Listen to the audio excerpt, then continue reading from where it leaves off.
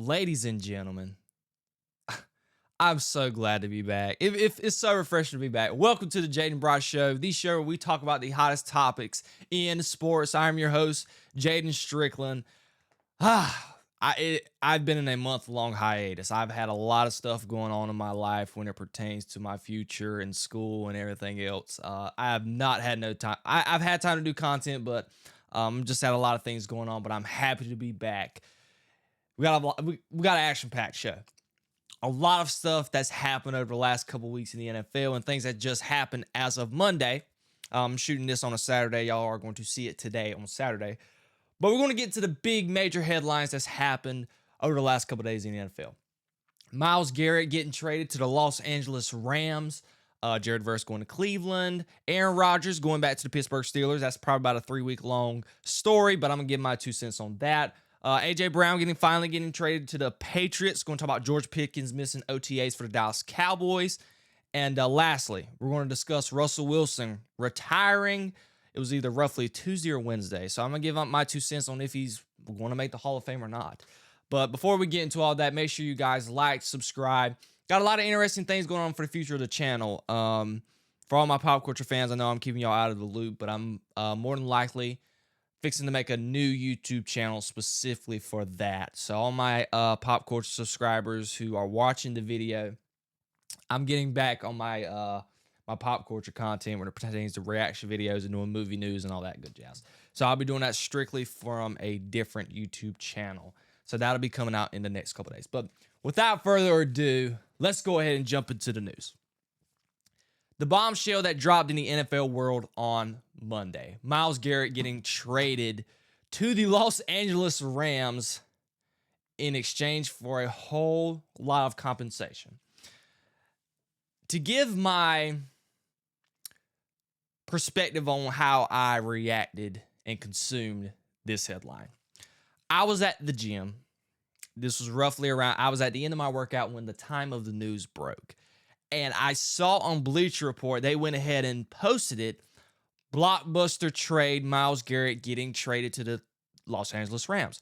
I said, okay, there's no way that's real. Now, granted, Bleacher Report is credible. And there was headlines going around on Twitter roughly 6 hours before that saying there was articles coming out talking about, oh, the Browns are finally going to possibly deal Myles Garrett. Because we know the trade rumors originally were occurring roughly around the beginning of the season, when the Browns made a transaction or whatever and shifted away some key money in Myles Garrett's contract to making him more tradable.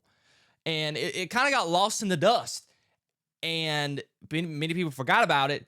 And all of a sudden, this bombshell news dropped. And then maybe 30 seconds and a minute after that, the Ian Rappaport and Adam Schefter was given a headline that Myles Garrett is getting traded for hefty trade compensation. If I remember correctly, of course, it was Jayden Bryce. They were saying 3 first-round picks, but I'm thinking 2. It was Jayden Bryce that I remember, a first, a fourth, and a fifth. It was a lot. It was a lot of compensation for the Browns. But my main takeaway from the idea of Myles Garrett going to the Los Angeles Rams is the fact that the Los Angeles Rams, as of right now, are the current and should be the current favorites to win the Super Bowl. And another reason why I think this is because the Ty Simpson pick makes a whole lot of sense. The Los Angeles Rams have been a pretty much bump them picks mentality for the last 10 years. I was shocked when I was doing research. They've only had 3 first-round draft picks in the last 10 years. Jared Goff in 2016, Jayden Bryce just 2 years ago, and Ty Simpson of this year. And they don't have another first-round pick until 2030. So this is a philosophy that the team has been adapting ever since they've acquired Matthew Stafford. They felt like when they traded for Stafford, Matthew Stafford was the caliber of quarterback to go win them the Super Bowl. And they knew Matthew Stafford roughly had, 5, 6, or 7 years at the time. So they've pretty much been a bump them picks mentality type team. Go out and get a talent that you need. They acquired just this offseason. They've acquired the Myles Garrett. They went and signed people like Devontae Adams. They've gotten rid of the Cooper Kupps. They got the cornerback from Kansas City just this offseason. And they got the other cornerback from the Chiefs as well. And so they've been a mentality for this team about bump then pick. So the Ty Simpson trade and pick, sorry, not the trade, but the Ty Simpson pick makes a whole lot of sense from the standpoint that the Rams already knew they were going to make this transaction. From their reports, they were saying that the Rams and the Browns have been talking about this trade for months. So originally, us in the media, we kind of blew the Ty Simpson pick out of proportion. The Rams already knew they were going to trade for Myles Garrett. They were probably out on the A.J. Brown trade, which we'll discuss that, in the next topic. But the Ty Simpson trade makes a whole lot of sense. Well, pick, rather, excuse me. What's the point in drafting a player that can help when you know you're going to get rid of all these picks? Matthew Stafford doesn't have a lot of time on his timetable. He's got two. They just extended him, so he's for sure got 2 more years, this year and then next season. Why not just go ahead and draft your quarterback of the future? He can learn on Matthew Stafford, and you trade for a guy like Myles Garrett and make your team Super Bowl caliber ready. Because they've been knocking at the door every year under Matthew Stafford. Matthew Stafford just won the MVP. And now there are reports from the Jordan Schultz and everyone else that Aaron Donald is contemplating coming out of retirement just because of how stacked and loaded the Rams roster really is.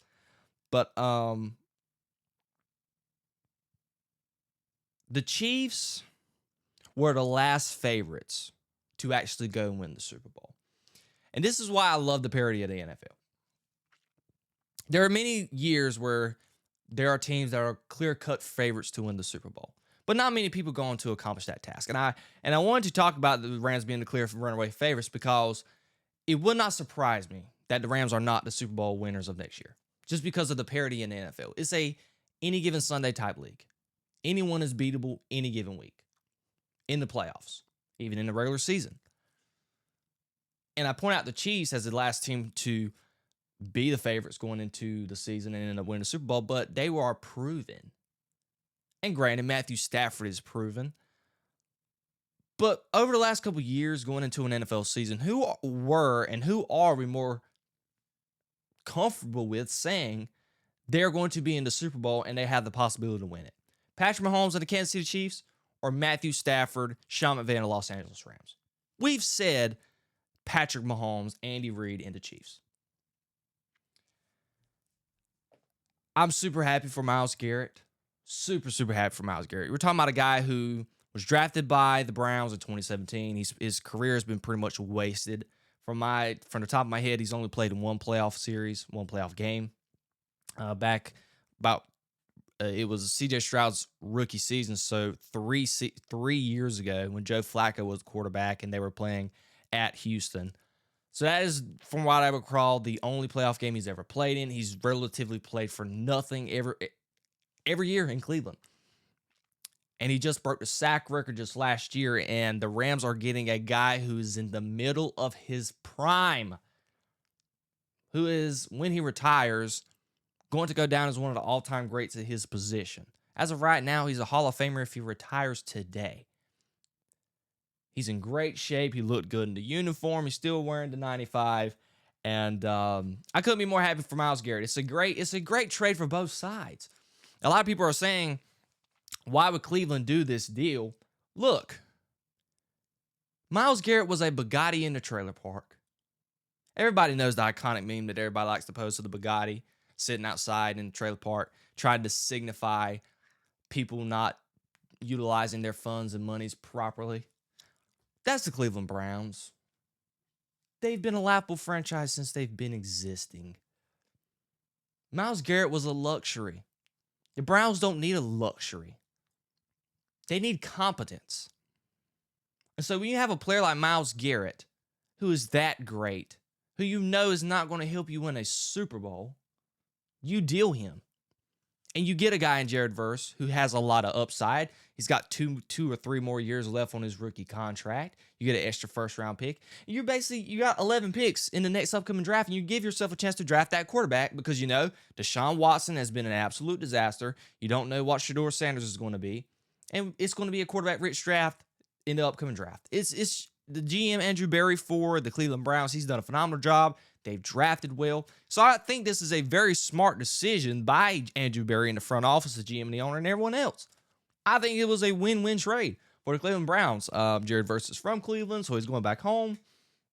And I love the deal. I love the deal for both teams. It was one of those trades where it wasn't, nobody got fleeced, nobody got lopsided. I thought it was a great trade. I'm excited as a fan, as a consumer, watching Myles Garrett be part of the Los Angeles Rams. Now, of course, I'm a Dallas Cowboys fan. My team's in the NFC as well, so they're going to they actually play them this year. Not looking forward to that matchup, but it's just great when you get to see great players be on great teams and get a chance to compete for a Super Bowl. I mean, it's good for the NFL. Nobody was tuning in to watch the Browns. The Browns were getting 1 o'clock games. I don't even know I don't know how many primetime games they even had over the course of Myles Garrett's career. You never got to watch him. The times where he was, just this past season, where he was trying to get the sack record, you never saw him play. So it's good to finally see a quality, high marquee talent like Myles Garrett get on the big screen. And Jared Verse gets to go back to his home team, and the Browns get a haul. They get a lot of compensation to get that quarterback for next season. Win-win, win-win trade. Loved it. A.J. Brown to the Patriots. We all know that this deal was going to be in the making. The Adam Schefters, the Ian Rappaports, they have been reporting this since the season ended, that it is likely A.J. Brown is going to get dealt post-June 1st. The Howie Rosemans, the Philadelphia Eagles, for the first couple months after the season was over, from March, even leading up to the NFL draft, they were like, oh, A.J. Brown's here with us. Well, excuse me. We know after the Mekhi Lemon pick in the NFL draft on Thursday, April the 26th, we knew that was the beginning of the end. Well, not even the beginning of the end. That was pretty much the end of A.J. Brown in Philly. We knew it was the beginning of the end towards the end of the season, towards the end of the 2025-2026 NFL season. And it was obvious from the start of last year that A.J. Brown wasn't happy. And I want to talk in depth about the timing of all this. So, A.J. Brown gets dealt on Monday. And on that same day, the podcast, 7 p.m. in Brooklyn, hosted by Carmelo Anthony. I was confused at first if that was Carmelo Anthony's podcast because Maria Taylor was the one that was interviewing him. It was a crossover. I don't know if that was her podcast or whatever. Anyways, on that same day, they posted an interview with Maria Taylor hosting A.J. Brown discussing the trade to the New England Patriots. So all of this has been pretty much planned from the beginning. There's no surprise to this. And I got to say, that was an absolutely absurd interview. A.J. Brown if I'm a Philly fan, I'm glad he's gone. And if I'm a New England fan, I'm happy to see what he can do with Drake May, just from seeing his abilities on the field, just from a personality standpoint. Just not a guy that you would like to see in your locker room. He just wasn't he had no personality in the interview with Maria Taylor. He was coming off very selfish. A lot of comments he made about Jalen Hurts was a little backhanded. He was contradicting himself. He was saying at first that just this past season with the Eagles, they were too fixated on winning, and that's the reason why they weren't having no success. And in the same breath, he said that his off the field and on the field antics was to try and give them and catapult them a boost to want to win. It just, to me, it made no sense. Maria Taylor, I feel bad for her at one point because she was just sitting here saying, I know she was saying to herself at one point, like what is this interview like? What are we talking about? But Philly got a first-round pick. That's what Howie Roseman has been wanting. He was not going to deal A.J. Brown without getting the first-round pick. And I know that has been something that the Patriots and Eagles and Howie Roseman have been discussing over the last couple of months. And the New England Patriots get their much-needed wide receiver depth. Just last year, we knew the New England Patriots, we all felt like, part of media, we felt as if that was the weakest side of the ball for them. It was the offense and the wide receiver position. We felt that was the one key sole position that the Patriots lacked. And A.J. Brown is going back to his old head coach, Mike Vrabel. So I know Mike Vrabel is very, very capable enough to handle the personality that is A.J. Brown. See, the thing that really didn't work out with me, I think the reason why it didn't work out with A.J. Brown, Philadelphia itself, you just got to have guys who can just handle having to play in Philly. The media there, the fans, they are no joke. And I feel like a personality like A.J. Brown, he just does not work in that market. The Philly market just isn't for A.J. Brown. I feel like the Boston market is a market where A.J. Brown can go and get lost, and he's not going to be the forefront of attention. Because when you're in Philly, every week there's stories coming out. Is Jalen Hurts good enough? You know, there's the year that they won the Super Bowl, if I remember, or if it was just this past year. You know, there are people saying in Philly media, Tanner McKee over Jalen Hurts. There's just so much going on in the Philadelphia market, in the Philadelphia media, to where I just think A.J. Brown is not a personality based on what I've seen on and off the field and what I just saw in this interview with Maria Taylor. He's just not a personality that needs to be involved in the Philly market. So I think if he goes to Boston, the market's not that bad. Drake May is obviously going to be the sole focus right now. And also Mike Vrabel with the stuff going on with his off-the-field antics. A.J. Brown is way down below on the list when it comes to problems or storylines with the New England Patriots. And I honestly think that Philly fans should be happy because they're about to get a great evaluation of Jalen Hurts. And I got to give credit to Nick Wright for this. He put it in these terms. He said the Philadelphia Eagles going into 2026, 2027 feels like a team who could possibly be a 12-5 win team, a 12-win team, or it could be like a 6-win team with their head coach being fired after this year. That feels like the Philadelphia Eagles without A.J. Brown. You're not really... And I'm not saying this because part of it is because of my hair, but I'm really being non-biased when I say this. I am not a huge fan of Devontae Smith being a number one wide receiver. I'm just not. And if I was a Philadelphia Eagles fan, I just would not be in love with the idea. Now, I like the idea of drafting Mekhi Lemon, so it's going to take much of attention off of Devontae Smith, and Mekhi Lemon is going to be able to be a quality asset and be pretty much a 1A type combo like A.J. Brown and Devontae Smith was. Granted, that's a lot of shoes to fill for Mekhi Lemon and Devontae Smith, respectively, for A.J. Brown, because A.J. Brown, in a lot of people's eyes, is a top 5 receiver. But for me, losing that big body receiver in A.J. Brown, he's a big security target, and you're transitioning from that to two very relatively frail guys. Mekhi Lemon is not... I don't think he's that tall. I want to say he's probably 6'1 or 6'2. He doesn't have a lot of weight on him. Same thing with Devontae Smith. He's tall, but he's just a frail guy. He's 185, I think, pounds wise.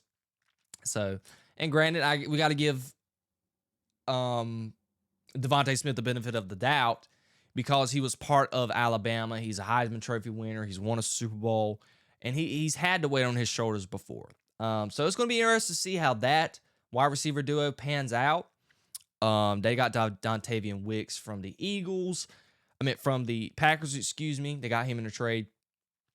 So I don't know. The Philadelphia Eagles offense is going to be a very, very, very, very, very interesting topic going into next season. There's not going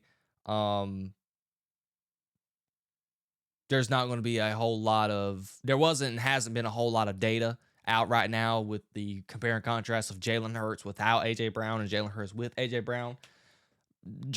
A.J. Brown was relatively on the field almost every single game for Philly when Jalen Hurts was the quarterback. I think there was like 3 games where A.J. Brown was on the field and Jalen Hurts wasn't. So a lot riding on that tandem of Devontae Smith and Jalen Hurts. A lot riding on the tandem of Jalen Hurts and Nick Sirianni. What about the new play caller, Sean Mannion? There's just a whole lot of questions going on in Philly in regards to this move. Because this is a big move. And I like the idea of A.J. Brown in New England. I think, and I know I've heard a lot of people say this on TV, I think this is without a doubt the best story of the football that A.J. Brown is going to be with. He played for Ryan Tannehill. He played for quarterbacks like Jalen Hurts. Granted, Jalen Hurts is a good quarterback. He's been a Super Bowl MVP. But from a specific throw of the football standpoint, you're not getting better than Drake May if you're A.J. Brown in your career. So I think that's pretty much a win-win move for both teams. You're getting rid of a cancer if you're the Philadelphia Eagles. And if you're the Patriots, you're getting that much-needed wide receiver depth. George Pickens. Of course, Dallas is not a team who can't go an offseason without having some type of drama. So if all the teams pretty much just this week started their voluntary OTAs. And, of course, the guy who signed his franchise tag, he said he was going to sign it, but it took him 2 or 3 weeks to sign it after he stated that fact. Who's going in without a contract extension. It's the last year of his deal.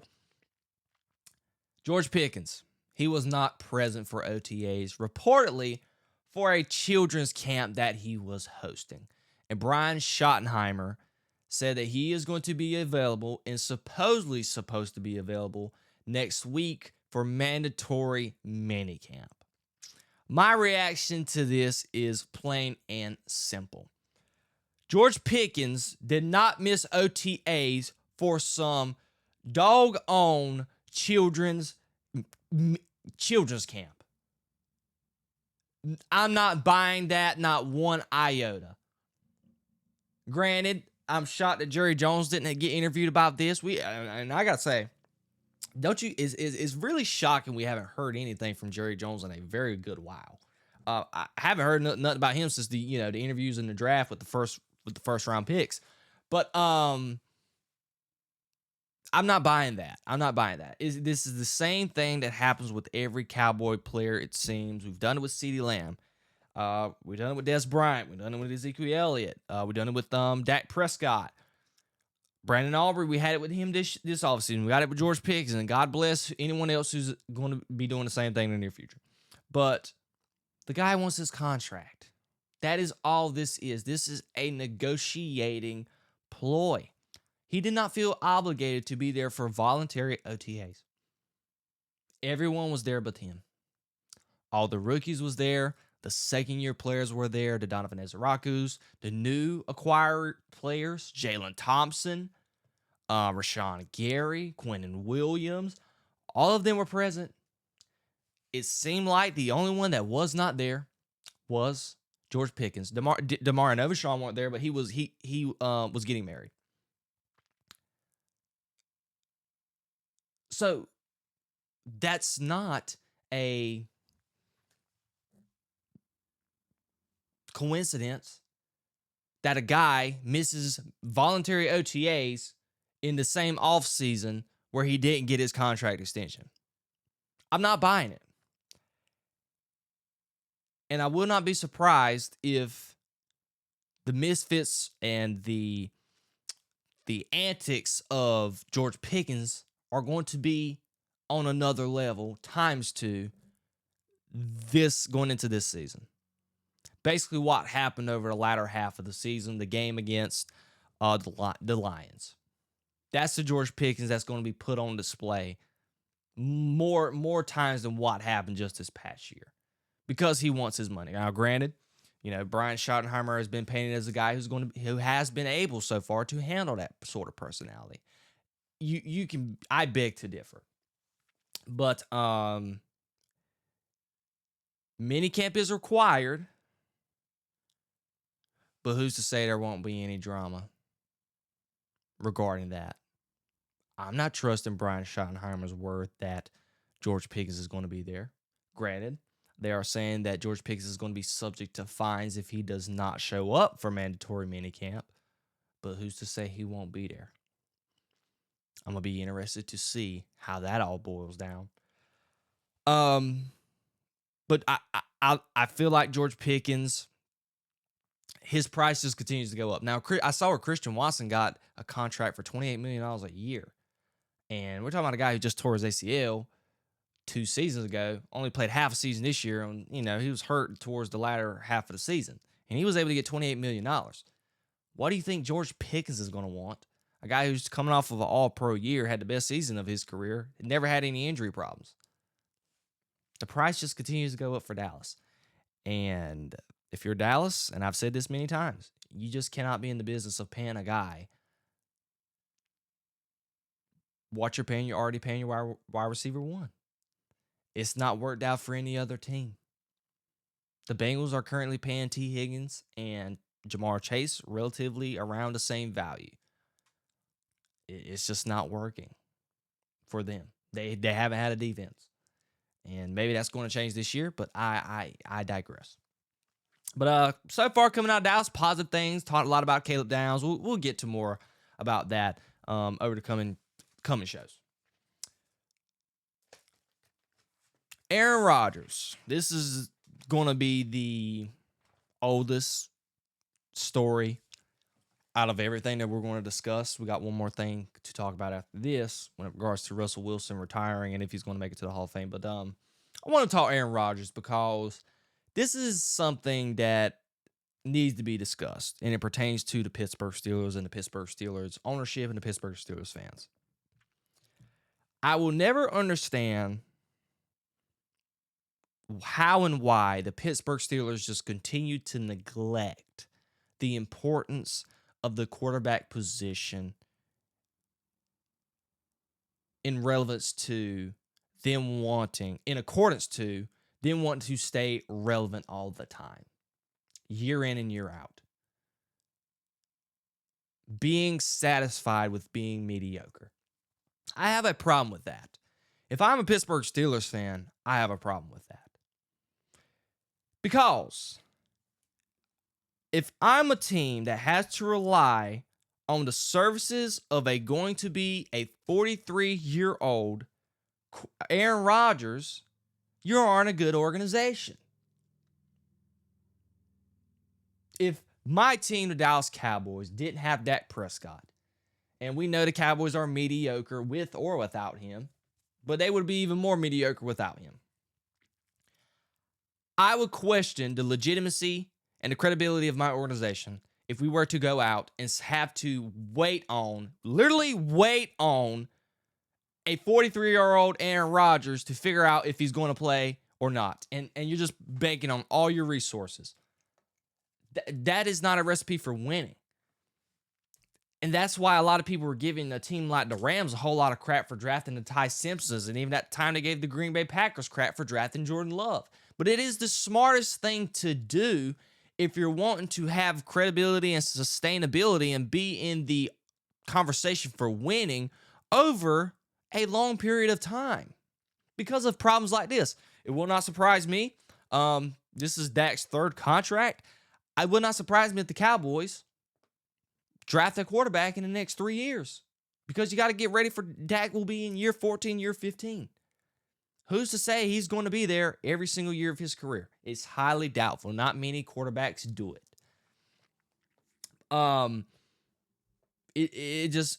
It bothers me that a historic franchise like the Pittsburgh Steelers, the black and gold, the steel curtain, 6 Super Bowls, the Terry Bradshaws, the Big Ben Roethlisbergers, the Troy Polamalu's, all these historic players.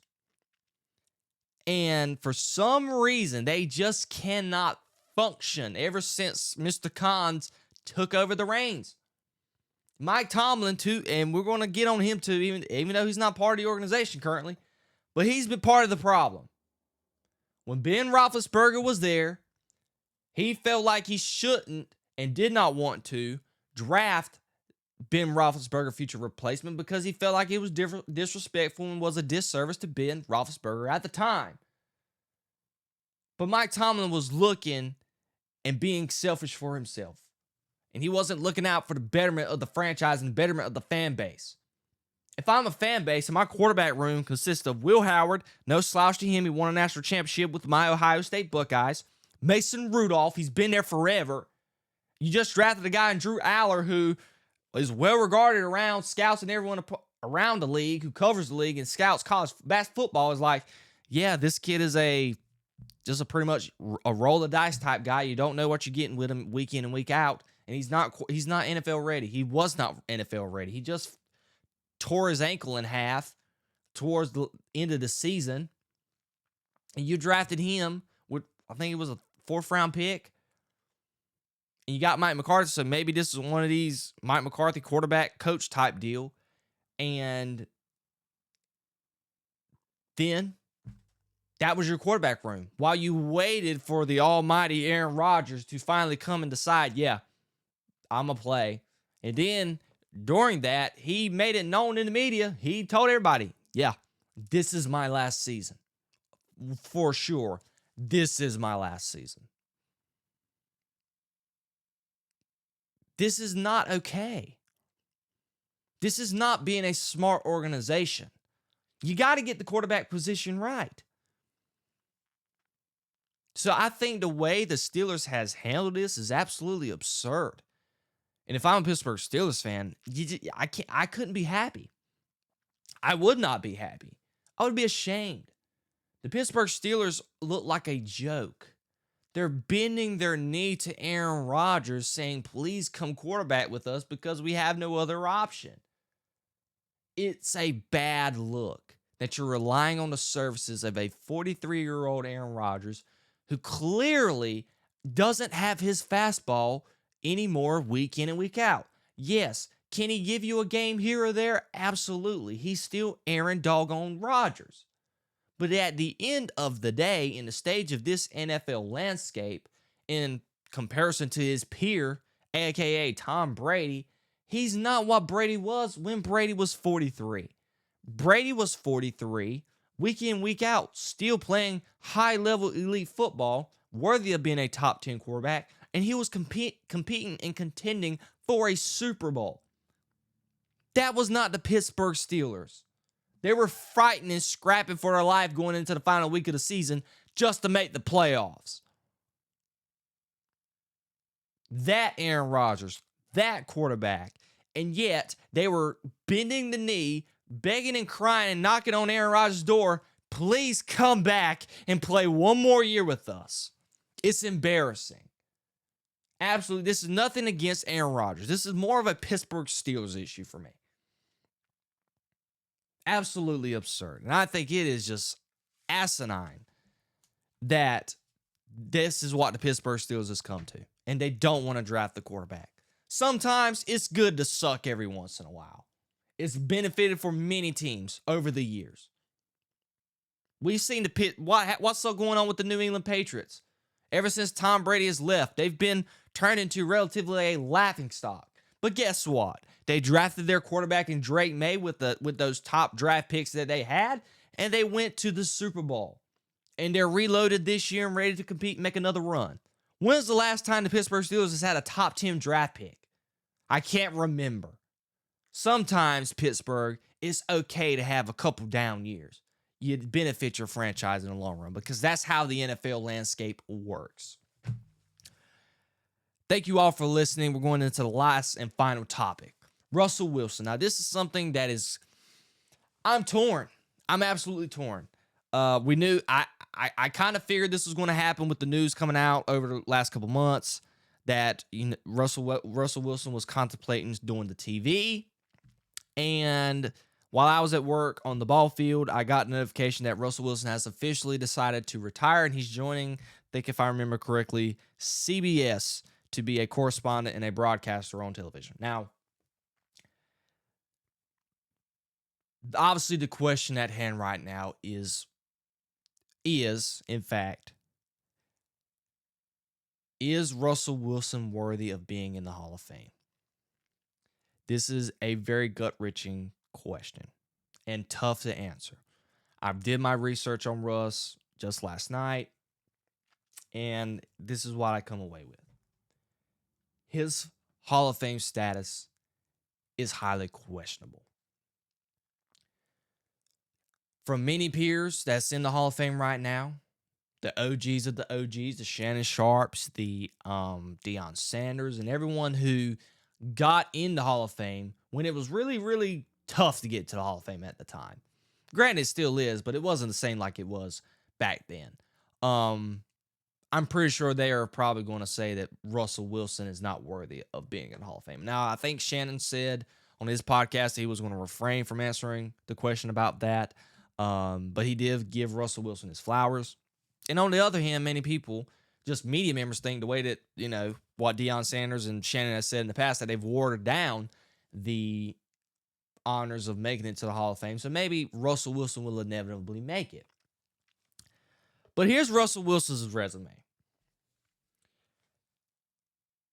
He's went to 10 Pro Bowls. He has no All-Pros. He has no MVP votes. He has one Super Bowl. And he played for a historic defense, the Legion of Boom. All of this is going to be held against Russell.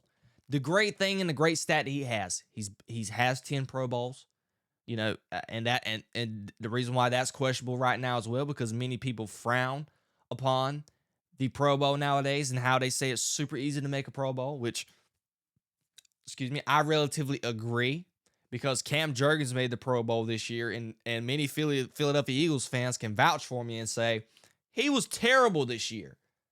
So, that can be in question just in itself, but he's never had an MVP vote. Never gotten one. I looked and did research. There was multiple years back in 2019 and even 2020 when he was with Seattle. He was started out with being in the MVP race, and just over the last half of the season, he pretty much mellowed out. But he's played with a historic defense. That is against him. And many people can argue that's the only reason why he won a Super Bowl. I think Russell Wilson won a Super Bowl in the first 3 years he was a quarterback. He choked the Super Bowl. And many people are not going to hold that against him. But he was responsible for throwing a pick in the end zone when the Super Bowl was right at their grasp at the 2-yard line against Tom Brady and the New England Patriots. So that could have been 2 Super Bowls on his resume. And we can compare. I got 2 comparisons for, one's in the Hall of Fame and one's fighting for his life to get in there. And I think he will get in there at one point. But I look back at Drew Brees. Drew Brees was a short quarterback just like Russ. He had an MVP. He won an MVP and he's won a Super Bowl. And he had a lot of Pro Bowls. And he's won a Walter Payton Man of the Year as well. And without a shadow of a doubt, he was a first ballot Hall of Famer. But the difference between Russ and Brees is that Brees, from the beginning to the end of his career, he was awesome. He was awesome. Even when he retired, I mean, it kind of felt like he still had his fastball. Like he was competing for Super Bowls. The difference with him and somebody like Eli Manning, and I think this is where I compare Russ more to Eli than I do to Drew. Towards the latter part of Eli's career, he just didn't have it anymore. And many people felt like Eli Manning wasn't a catalyst for the reason why they won those Super Bowls. And it's hard to say that because he won 2 Super Bowls and he was the Super Bowl MVP for both. Now, granted, I cannot vouch for this. I'm going off what people say. This was way before my time. Well, I won't say way before my time, but I was relatively young when Eli Manning was winning Super Bowls. I was 7 or 8 years old. I hardly knew nothing about football at the time. But I can vouch for Russ because the last 5 years of Russell Wilson's career has been a nightmare. Absolute nightmare. From the 2 seasons he was in Denver, to when he was in Pittsburgh, to this last year with the Giants, and his last year in Seattle. Coach Carroll didn't want him. Sean Payton didn't want him. He got Nat Hackett fired after his first year. And then Mike Tomlin didn't want him back when they needed quarterbacks. Hey, they were saying they wanted Justin Fields back more, if I remember correctly, more than they did Russell Wilson. And just this year with the Giants, he got benched in favor for Jackson Dart, which, he was the rookie quarterback at the time. Many people thought he should have started to begin with, but obviously Brian Daboll wanted to go with a guy, Russell Wilson, who's done it before, and you kind of wanted to see if Russell Wilson still had his fastball, but he relatively did not. So the last 5 years have been horrible for Russell Wilson. He's had the worst 5-year stretch I can argue for a quarterback who is in the running for one to be in the Hall of Fame. He had a 39% winning percentage in the last 5 years of his career. And the reason why this is such a hard topic, because that 10-year stretch for his first 10 years of his career, he was part of, I think, the upper echelons quarterbacks in the NFL. He was one of the best. we knew every season that Russ in Seattle was going to be in the running for competing for Super Bowls because that's how good Russ was. No matter how good the defense was Russell Wilson, specifically after those years with the Legion of Boom and the Cam Chancellors and B-Wags and Earl Thomas, like Russell Wilson showed that he was capable of carrying a team and winning games. When he had a Tyler Lockett, DK Metcalf, Carl Carson, and that whole bit. And